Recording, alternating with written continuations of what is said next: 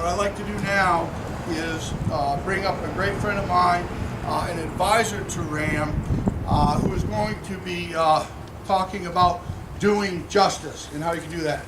Jeff Cucci.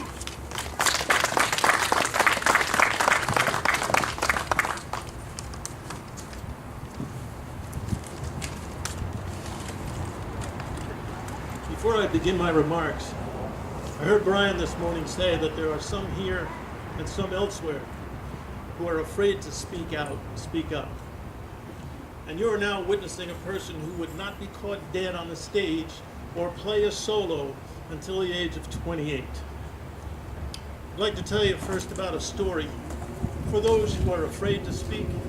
The man's name is Jacob Broom, and who I imitate or personate. Jacob Broom was from Delaware, and he did not miss one session of the Constitution Convention. And so little is known about this man, Jacob Broom, that in the huge picture of the Constitution Convention, he is found in the upper left-hand corner, blurred, along with one other man who is not known. Jacob Broom hardly ever spoke a word. There's almost nothing recorded by Jacob Broom. And we all know in the Constitution Convention there was constant friction over two major issues: how to represent equally larger state versus smaller state, and how to got interrupted by thought, sorry, brain cramp. The equal representation was the big issue. They had many places in which they stopped, but on July 17th, in the heat of the afternoon, where tempers were hotter inside than they were outside, there came a motion on the floor to adjourn this secret meeting within this building. And the motion was to adjourn this meeting permanently, to go back to the homes, the respective states, and discuss what would be next. Had that happened, we undoubtedly would not have the Constitution we have today. But up rose one man, Jacob Broom, the unknown, and with one small speech, in one moment of time, he changed the course of history forever, and you are enjoying that. Now, what is it you can't do? Do not look at the numbers around you. Think about the next time that you're faced with a situation to be doing something. Think, Jacob Broom, why can't I? Throughout the course of history of man, no one has ever escaped from bearing an unjust act. By infinite ways, the results can be loss of possessions, or limb, or at worst, life. Beginning with Abel, who unjustly lost his life, man has plotted through the centuries, each one giving and receiving unjust acts. Any person, when inflicted in an unjust way, always has the hope of finding one who will do justice, a biblical term. A term that means not passive. It's a verb to actually do today, tomorrow, unstopping. With that hope, one turns to the court system where justice is defined and lives. It is here that one can find salvation from injustice done, but also one may receive a greater agony from another who is bearing false witness, and that's why we're here. And the false witness is usually fueled by money or power to control, or both. The thought of bearing false witness no doubt springs to mind the Salem witch hunt. Although there were instances before that period, from February 1692 through May 1693 defines the Salem witch hunt, where 24 people lost their lives. In that, there was one man you may not be familiar with, and he is relative to why we are here today. His name is Giles Corey. He was an 80-year-old farmer from the southeast end of Salem, called Salem's Farms, when he was accused of witchcraft in September of 1692. He was the only one who did not succumb to the threats and badgering to plead guilty. Robert Califf, a contemporary critic of the Tiles, wrote, "Giles Corey pleaded not guilty to his indictment, but would not put himself upon trial by the jury, they having cleared none upon trial.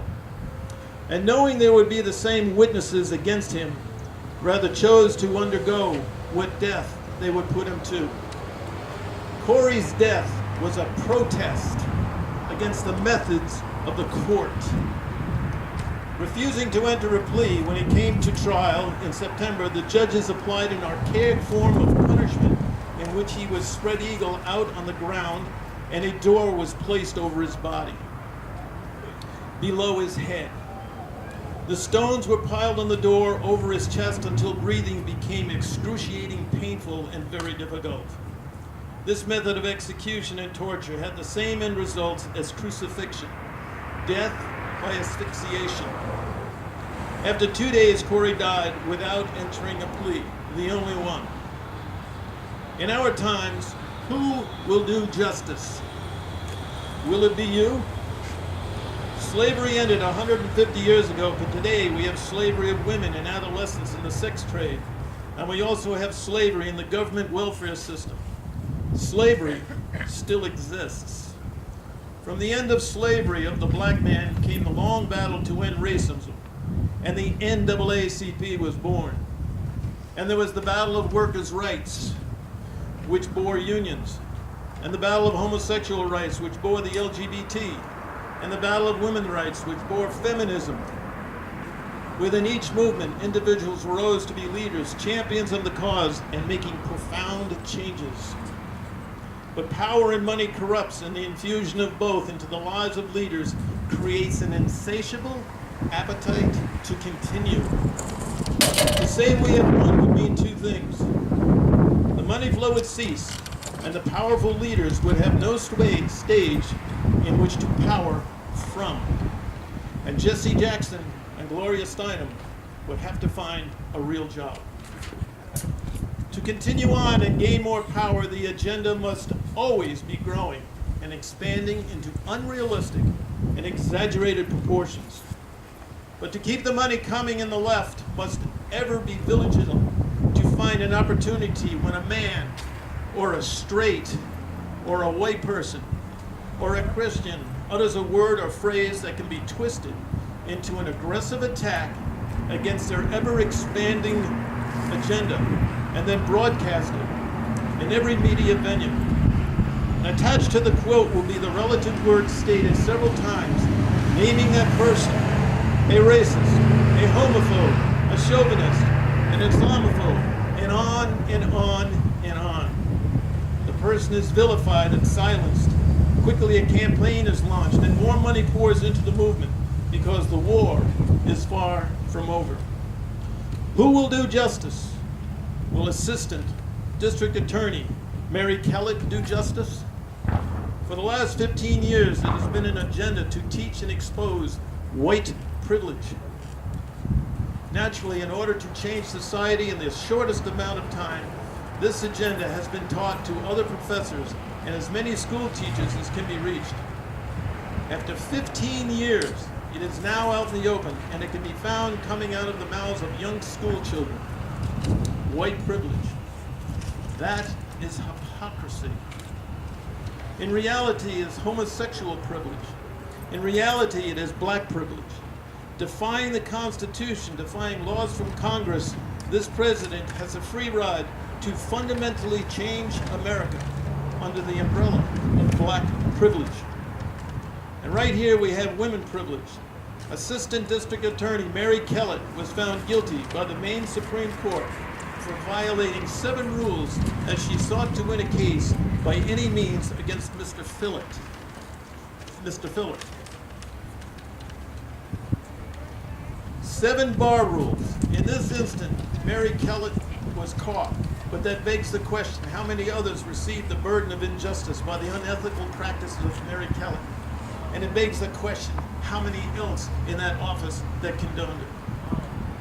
Mary Kellett did not do justice, and she has not lost her license to practice law. personally know a man who was accused of child molestation against a child from outside the home and accused by the mother. He first found out about the charge when the police and 2 state agencies came through the door of his home. He and his wife were devastated, and their 2 children were taken from them. Guilty until proven innocent. Sound familiar? And the word spread far and wide within days. After 2 years and the loss of thousands of dollars and much, much more, he was found innocent of all charges. A lucky one. Really? Today the drums beat for social justice. Social justice will cleanse the land of all the unfairness and salvation for all of the isms. But the absolute truth is social justice is pure socialism, and there is no justice in socialism. Freedom and liberty and Americanism must die to have social justice. In the Bill of Rights, the 6th Amendment is the guarantee of rights to a fair trial. But I ask you, fair is dependent upon honesty, integrity, and for all to do justice. Where is the honesty and integrity? It's supposed to be rooted in morality. And this country's birth and laws are unequivocally rooted in the Judeo-Christian faith. John Adams said, and I close with this, "We have no government armed with power, capable of contending with human passions, unbridled by morality and religion. Avarice, ambition, revenge, or gallantry would break the strongest cords of our Constitution as a whale goes through the net. Our Constitution was made only for a moral and religious people. It is wholly inadequate to the government of any other. I repeat, our Constitution was made only for a moral and religious people." So I echo Reverend Moody. Think about it. What is missing in this nation? Morality and God. The question is, who will do justice? Thank you.